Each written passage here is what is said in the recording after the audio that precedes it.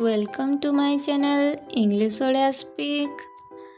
आईर अर्थ मु, उईर अर्थ आमे, यूर अर्थ तुमे, देर अर्थ सेमाने, हिर अर्थ से पुरुष, सीर अर्थ से स्त्री, इट यह निर्जीव वस्तु को बुझाए, आवर आमर, योर तुमर, देर तांकर, हिज तार, हर तार व स्त्री को बुझाए, इट्स एहार, अज आमकु, मी मते, देम अर्थ सेमानंकु, हिम अर्थ ताकु बा पुरुष को बुझाए, हर अर्थ ताकु बा स्त्री को बुझाए, व्हाट अर्थ कौन, फूर अर्थ किए, व्हिच अर्थ केहुटा, व्हाई काहींकी, व्हेन अर्थ केबे, हाउ किपरि, हुज कहार, हुम काहाकु, वेर केउठी,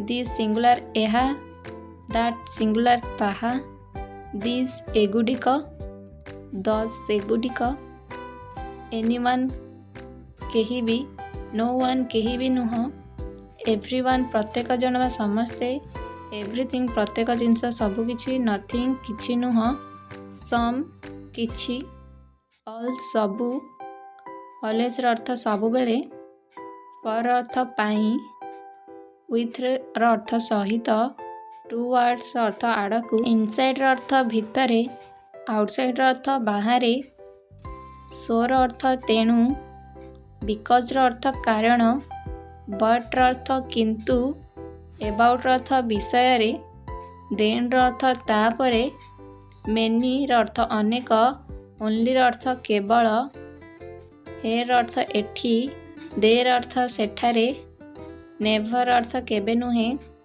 मोर अर्थ अधिक, लेट्स अर्थ कम, ऑफ्टेन अर्थ प्राय समय, टुडे अर्थ आजी, यस्टरडे अर्थ गतकाली, टुमार अर्थ आसंता काली।